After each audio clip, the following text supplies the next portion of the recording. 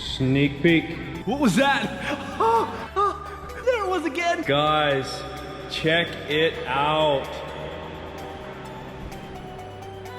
It's coming.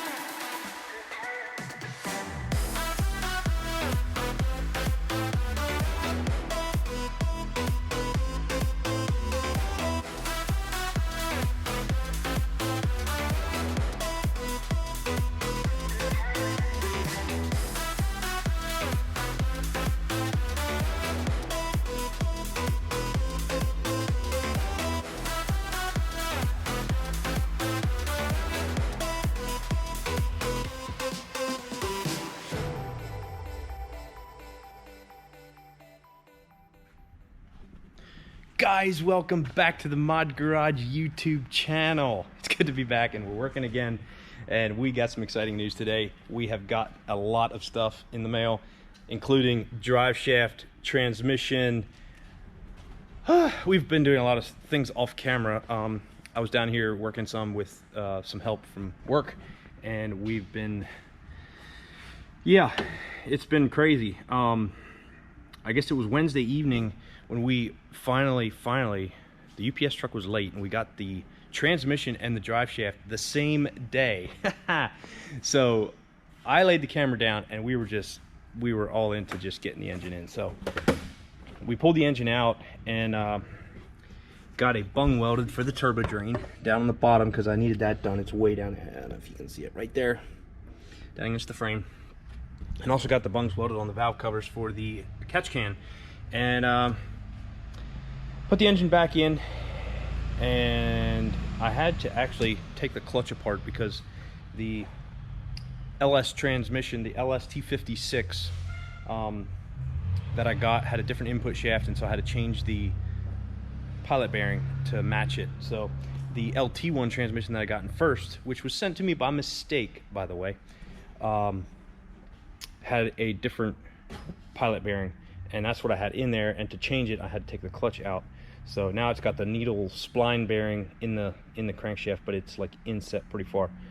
The shaft in the transmission sticks out further, so it's really exciting to see that in there.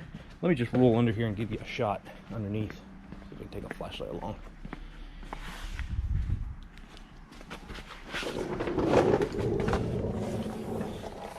There's the transmission sitting next to the engine.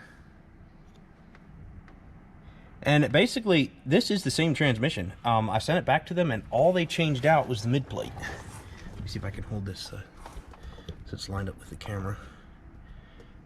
So this is the mid plate right here. And that they had changed out and put a different input shaft in. So now my slave cylinder fits into the mid plate. It's perfect. And I went a little further and got an external slave cylinder bleeder, so I don't have a little bracket out here somewhere, so it's easier to bleed that thing once we get the clutch working. So anyway, down under here we got there's the hole that lines up for the shifter. Everything looks good there. What I want to do today is get this transmission mount finished. I just have it parked in there for now. It's just sitting there.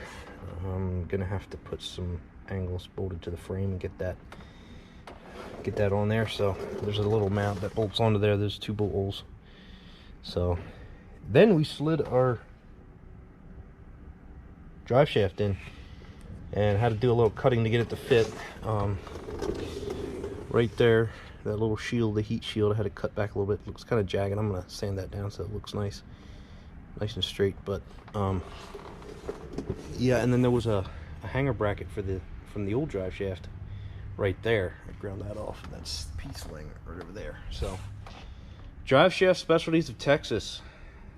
Those guys came in really clutch with this thing.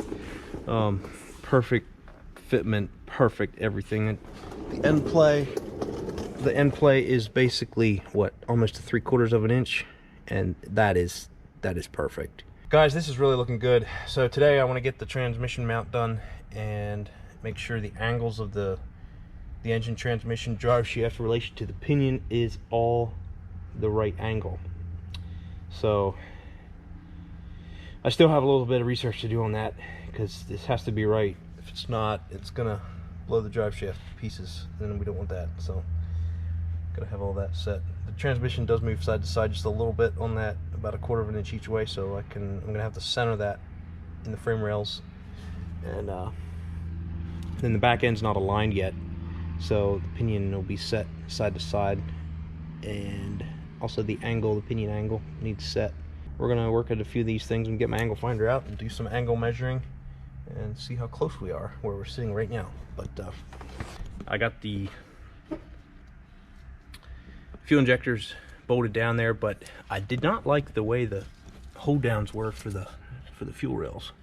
The angle of them, I don't know, when I tighten them down, it wants to pull the fuel rail sideways, and I don't want to put strain on this fuel injector. So I bought some other aluminum. I'm going to see if I can make my own brackets.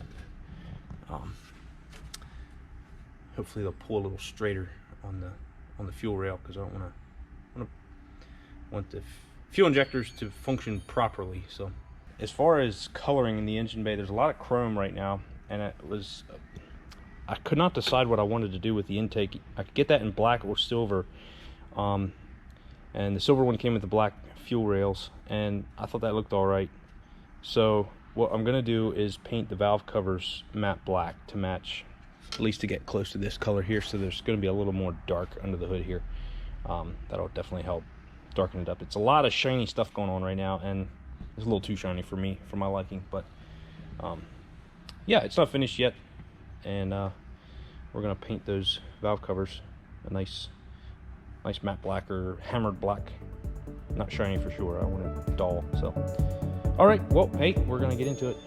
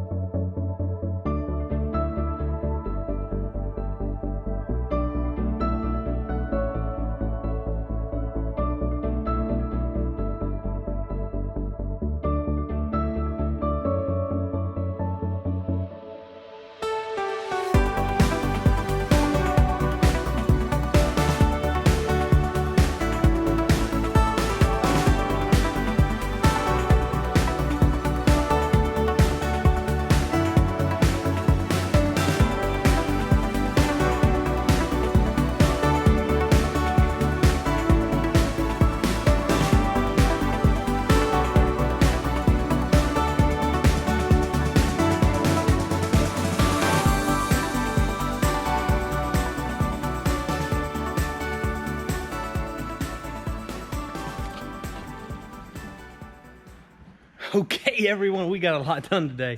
I tell you what, we got the drive shaft put on, we got the transmission mount in. You can see that right there. Cross member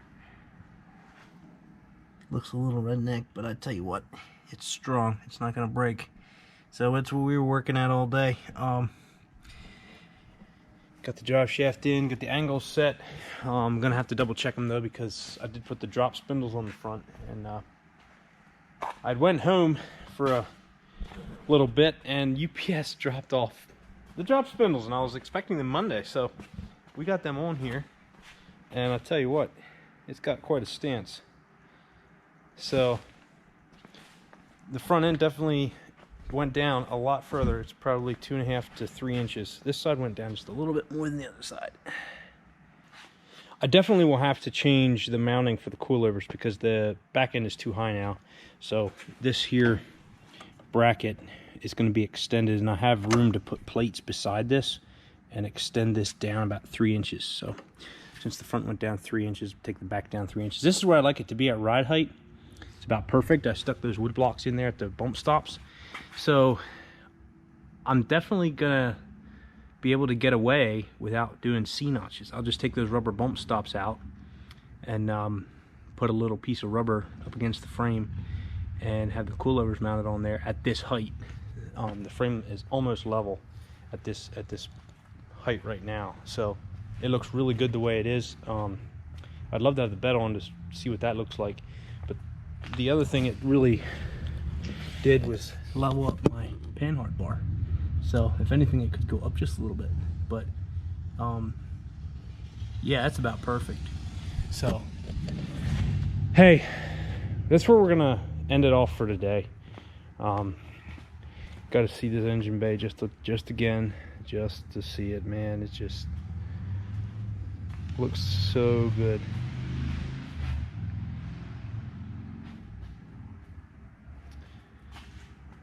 So that's where we're gonna end it off for today, guys. I hope you enjoyed the upload. There's a lot more to come. Fuel system is next. I got to order a bunch of stuff for the fuel system. So hit that like button, subscribe to the channel, and we'll catch you in the next video. Have a great night.